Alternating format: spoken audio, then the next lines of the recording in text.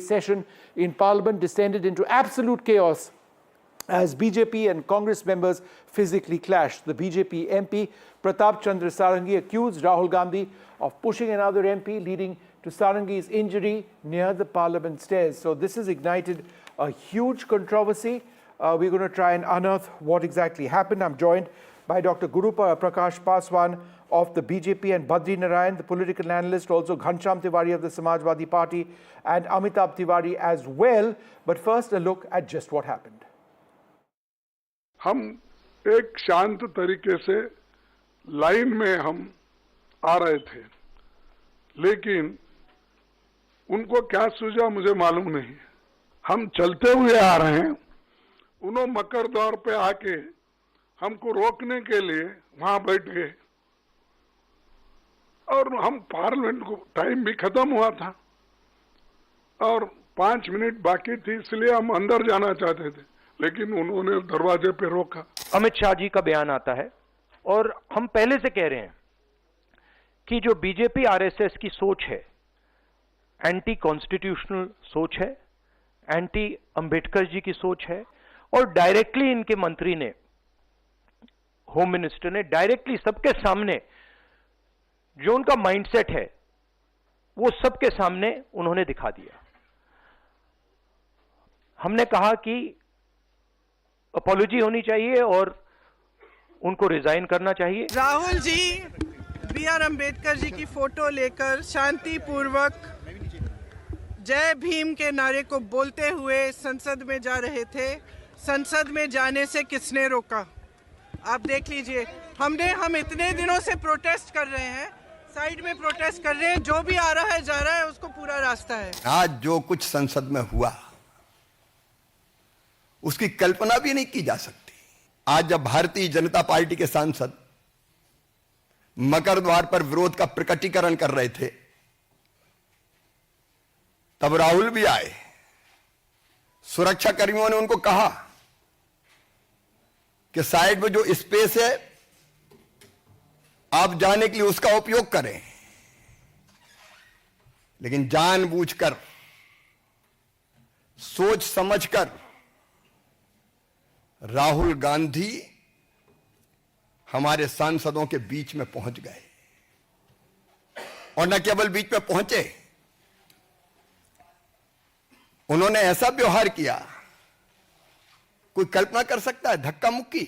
हमने श्रीमान राहुल गांधी जी के खिलाफ दिल्ली पुलिस में शिकायत दर्ज कराई है, उनके द्वारा शारीरिक हमला और उकसाने के लिए। जहां तक प्रताप जी सारंगी का प्रश्न है, उनको सिर में 2 टांके इस समय लगे हुए हैं, और साथ ही साथ हमारे मुकेश राजपूत के भी सिर में अच्छी खासी चोट लगी है, लेकिन दोनों की हालत अभी इस समय स्थिर हैं। डॉक्टर्स का यह कहना है कि अभी 2-3 दिन का समय हॉस्पिटल में और लग सकता है, या इससे ज्यादा का भी समय लग सकता है। Well, joining us now, Dr. Guru Prakash Paswan, Ghanshyam Tiwari, Amitabh Tiwari as well, and Suraj Jengde. Thank you all very much for being with us. Dr. Paswan, it's FIR versus FIR, a claim versus counter-claim. Is there evidence, clear evidence, visual evidence to suggest that Rahul Gandhi pushed someone which resulted in 2 of your leaders being hurt? No, Vishnu, I think if you speak of visual evidence, all of us saw the ANI bite that our Honorable MP Pratap Sarangi ji gave.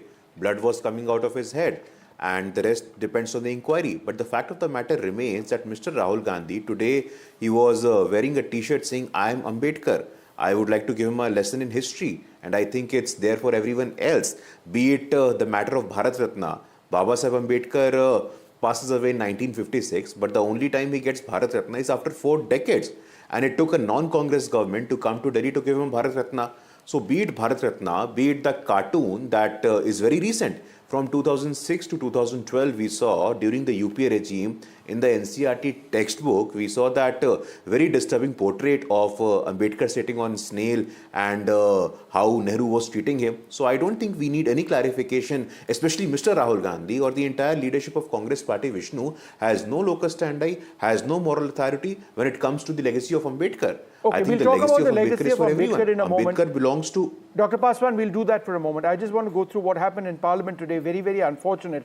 Ghanshyam Tiwari, you're talking about Ambedkar, you're talking about somebody who wrote the Constitution. He was a pacifist. He believed in peace among all communities. And now you've got these allegations of scuffles by both sides. At the end of the day, when we're talking about the legacy of one of India's greats, isn't it sad that parliamentarians get into fights with each other? Good evening, Vishnu, to you, my fellow co-panelists and the viewers. Three things are absolutely clear. One, till this moment, the government which has the footage has not released the footage. And when the actors are such as Nishikant Dubey, whose defame or infame or fame is known to everybody, including his degrees, and the actors are such as Mr. Sarangi, who was once convicted in Orissa in 2003 of the triple murder and received a life term. The doubts are clear that whether this is a conspiracy, whether it is a drama, or whether it is a chaotic activity. That's point number one. If the BJP wants this doubt to be cleared, the footage should have, undoctored footage should have been released by now. But when you have the Home Minister of India insulting in front of the entire Parliament on a debate on Parliament, insulting Ambedkar, almost making it feel like अगर आप Ambedkar कहेंगे तो आप नरक जाएंगे और भगवान कहेंगे तो स्वर्ग जाएंगे. जिस विचारधारा को मनुस्मृति वाले मानते हैं, जिस अंबेडकर को आरएसएस 1949 में मिसकोट मत करिए, ये मिसकोट कर रहे हैं हिंदू कोड बिल के समय Dr. Paswan, Vishnu, you should stop this misquoting. From Govalkar to Savarkar to Amit Shah to Narendra Modi, they still hate Ambedkar. ये गलत है, नरक स्वर्ग कहां से आ गया? They still hate Ambedkar. That is visible in the statements of Amit Shah. That is visible in their desire to change constitution, and that is visible in the conspiracy that is playing out if the doctored videos or undoctored videos are not released by the secretariats. All right, you made a couple of points over there. Dr. Paswan wants to reply. Go ahead. Vishnu, I take a strong objection to the observation of my friend Ghanshyam when he used the word narak. The word narak was nowhere used by the Honorable Union Minister of Home Affairs, Shri Amit Shah. Let me make this very clear. And when he say the doctor or the undoctored, I think the Congress party is an expert in doing all of this. Out of the entire speech, you took out a clip and you are giving it a different spin. And especially Samajwadi Party, and my friend Ghanshyam is a very learned friend, you would very well remember, Ghanshyam, that it was your leader Azam Khan. Azam Khan pointing towards the statue of Baba Saheb Ambedkar, he said कि देश के सबसे बड़े भूमाफिया है. For a party that objected to the promotion reservation for SC/ST brothers, for a party that never allowed like of Behan Mayawati to reach the highest constitutional office, that party today has the audacity or the authority to speak on Dalit issues or Baba Saheb Ambedkar. I think this is nothing but preposterous. Azam Khan ने जब बोला कि बाबा साहब इस देश के सबसे बड़े भूमाफिया हैं, तब आप कहां थे? सर्किट हाउस का कांड हुआ तब आप कहां थे? जब अनुसूचित जाति को आरक्षण मिलता था प्रमोशन में, उसको रोकने वाली एकमात्र आपकी पार्टी थी. Where were you then? So I think this double speak, this hypocrisy and double standard, especially by the Samajwadi Party, is simply unacceptable. Vishnu, we have to understand. The fact of the matter remains, it is a hit job by the Congress Party. Okay, all right, Dr. Paswan, I get your point. I don't want to make this a tutu meme, but I'm just balancing this out. I'm letting Ghanshyam reply 40 seconds and then I'll bring the others in on this. Go ahead. Ghanshyam, 40 seconds. Go ahead. I restate, the government has CCTV footage that has not been released.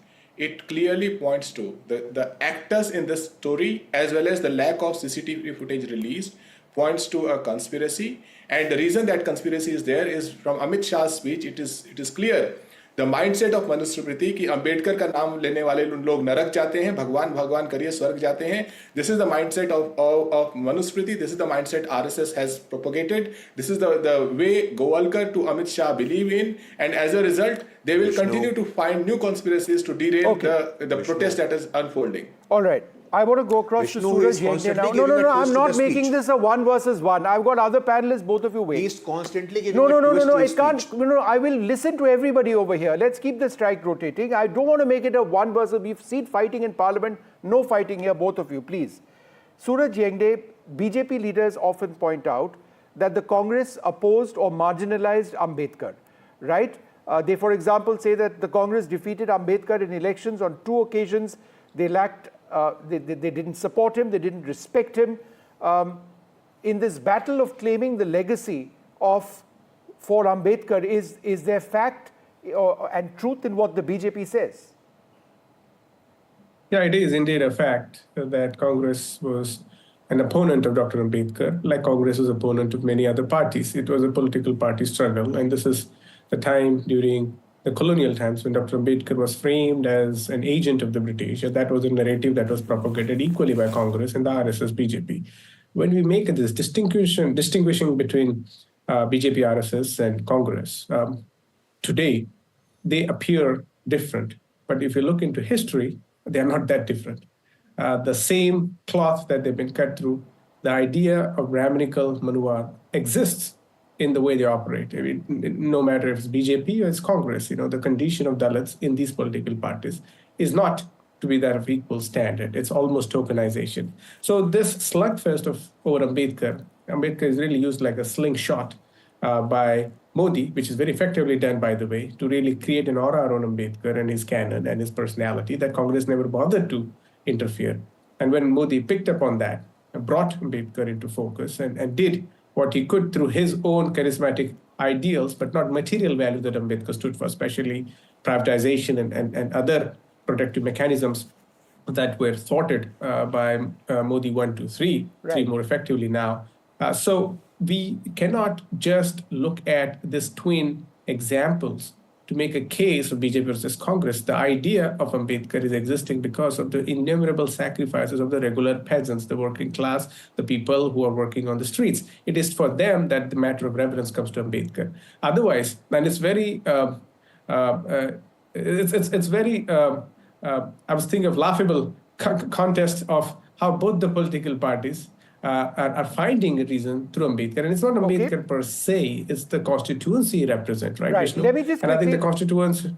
Surajit, they go across to Amitabh Tiwari. The counter argument, of course, is from the opposition, which accuses the BJP of misrepresenting, misinterpreting Ambedkar. They say that the BJP uses Ambedkar to fit their political narratives. For example, uniform civil code, reservations, the role of caste in politics.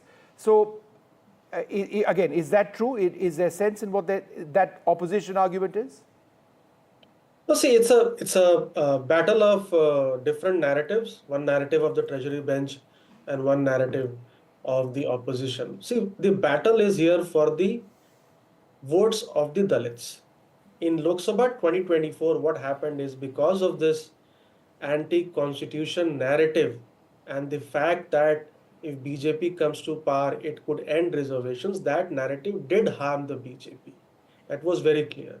3% support from SCs declined for BJP in 2024. Now it recovered some lost ground in the Haryana and Maharashtra election.